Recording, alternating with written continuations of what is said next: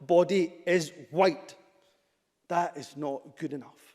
He wasn't prosecuted, but it made him a laughingstock, and it revealed his desire to control what people think and say. And soon after, he fell out with the Green Party as he ditched green policies. I don't know who's voting for these green politicians, by the way. Scotland is a very cold country, and it's absolutely insane that people could be elected on the promise of not making it warmer. And Scotland is custom designed to deal with rising sea levels. The whole place is made out of mountains. If climate change does kick in, Scottish people just walk a bit further up the hillside and start growing grapes instead of turnips. Although, to be fair, green policy doesn't seem to have much to do with climate change anymore. It's all pride flags and solidarity with Hamas. Anyway, to have the support of Green communists in Parliament, Humza had promised to transition and sterilise every child in Scotland and institute Soviet-style communism by next Tuesday. Without the Green support, he didn't control enough of Parliament for a majority, and he fell on his sword, which was probably one of those big curved ones instead of a Scottish claymore, because it's more progressive. It sounds crazy looking back, but it wasn't that long ago that the SNP's grip on Scottish politics was complete. They were seen as an electoral dictatorship, with the promise of independence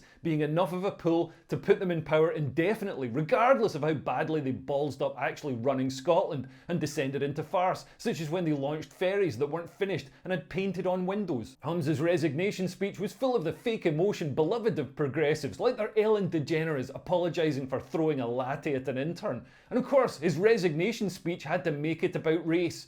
People that looked like me were not in positions of political influence. Now there's a Hindu PM, a black Welsh leader, a Muslim mayor of London, an Asian Scottish leader. I'm going to continue standing up for minorities who don't have a voice. How do minorities not have a voice if they hold all the positions of power? Critical race theory is one hell of a drug. Humza also said, who could ask for a better country to lead than Scotland? Well, after a decade of the SNP being in charge, Scottish people could ask for a better country. But Humza's not the only woke leader to fall. New Zealand's former leader Jacinda Ardern swept to power, promising to put a kind and caring woman's face on globalist communism. She wore a headscarf after the Christchurch attacks, but sadly it was just virtue signalling, and she didn't follow through by standing down, letting her husband take several wives, and banning education for girls. COVID gave Jacinda a chance to flex her authoritarian muscles. She completely closed the borders. For some reason it's fine to totally shut down the border to prevent people getting infected with a highly survivable virus, but it's a completely horrific thing to do in all other situations.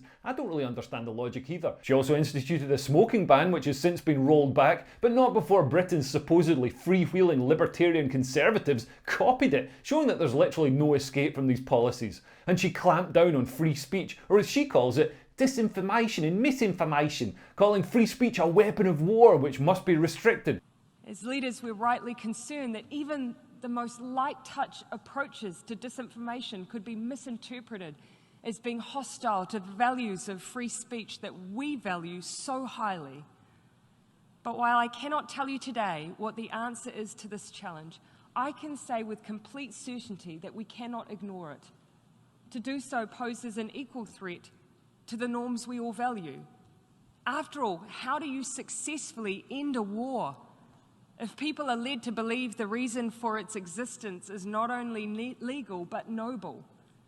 How do you tackle climate change if people do not believe it exists? How do you ensure the human rights of others are upheld when they are subjected to hateful and dangerous rhetoric and ideology? The weapons may be different, but the goals of those who perpetuate them is often the same. Of course, when politicians say misinformation and disinformation, they really just mean ideas and arguments that they don't like. A couple of years ago, politicians were trying to stop us from saying that COVID vaccines could cause harm. Now they're admitting that it's true.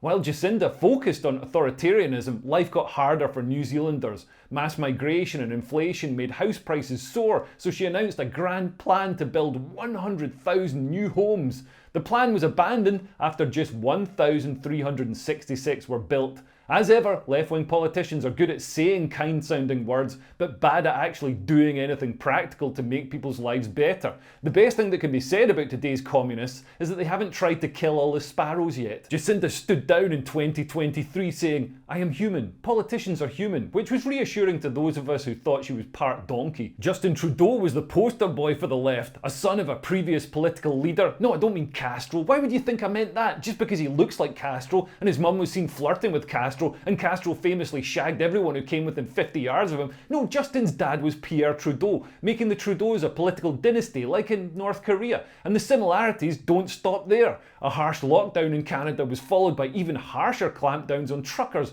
who protested against vaccine mandates and their livelihoods being unfairly removed from them. It's worth remembering that truckers, like supermarket workers and other working class people, didn't have the luxury of locking themselves inside. They had to keep working to bring the food that all the locked down people needed. So it seemed unfair to threaten them with losing their jobs. And Trudeau went way over the top. He accused everyone who questioned lockdown of being racist, sexist and transphobic. Mais il y a aussi des gens qui sont farouchement opposés à la vaccination. Qui sont extrémistes. Qui croient pas dans la science, qui sont souvent misogynes, souvent racistes aussi. C'est un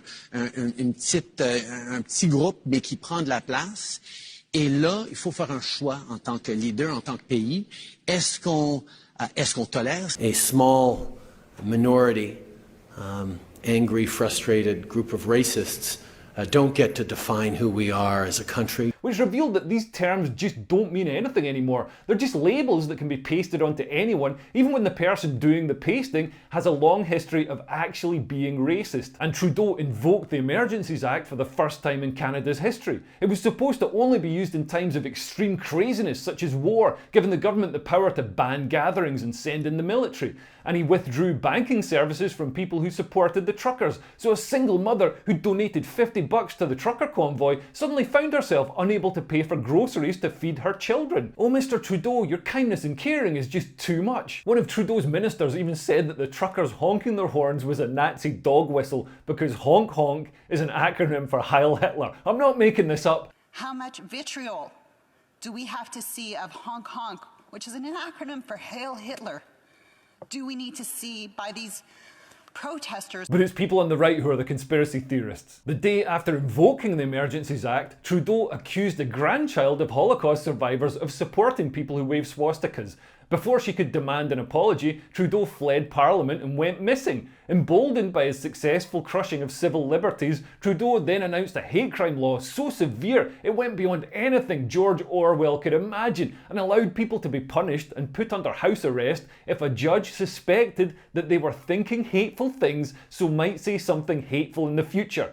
So it's a pre-crime law, like Minority Report, but they're not even punishing people for future murders or even for what they've said. They want to punish people for what they might say in the future. It's complete insanity. And while Trudeau focused on new and innovative ways to crush the liberty of his citizens, Canada drifted into malaise. Canadians used to be the 6th happiest people in the world. Now they're the 15th. And if you look at young people, they're now the 58th happiest in the world, putting their happiness somewhere between Marvin the paranoid android and a goth. The reason is that mass immigration and rampant inflation has pushed Canadian house prices way outside the affordability of most people. And just when the people needed a respite from high taxes, the Canadian government has announced it's ramping up carbon taxes, despite Canada just being responsible for 2% of world emissions. Trudeau isn't out yet, but the opinion polls are dropping harder than a moose going over Niagara Falls, because it's Canada. So the next election is due in 2025 and he's going to be out in his ear then. Moving south, Peronists were in power in Argentina for decades, keeping their power through a corrupt system of patronage where public money would be spent in communities to basically buy votes. If they weren't elected, no more public funds splurged on those voters. Obviously, this is an unsustainable and inefficient way to run an economy. As Margaret Thatcher said, the trouble with socialism is that you eventually run out of other people's money. Although I can kind of understand Argentina not wanting to follow Thatcher's advice.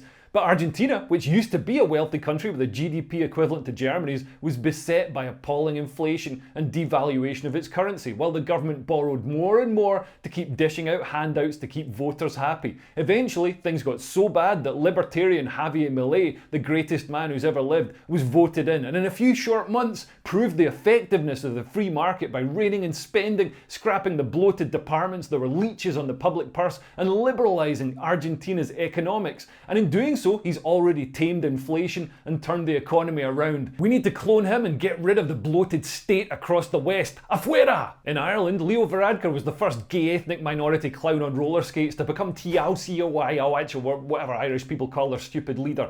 The political chant during the Troubles of Ireland for the Irish completely flipped and became Ireland for anyone but the Irish. Never mind a hard border or a soft border, the new Irish overlords wanted no border whatsoever. But this led to record numbers of of migrants who, just like in Britain, were often bussed into working class communities who hadn't asked for them, instead of being housed in the middle class communities who had asked for them. But the Irish people still have some national spirit. Unlike British people who've been broken and cowed by decades of culturally enforced guilt over empire and lefties screaming racist at anyone who dares to question mass migration, so the Irish protested against this. When an Algerian migrant stabbed women and children outside a school in Dublin, things really kicked off. Although Varadkar condemned the protesters as far-right racists, to the impartial observer it just looked like a pampered elite forcing his will on the voters and losing control of the situation. Varadkar later lost control of a referendum that he'd been expected to win easily. It had been dressed up in progressive language as a chance to get rid of very old-fashioned, very sexist language about women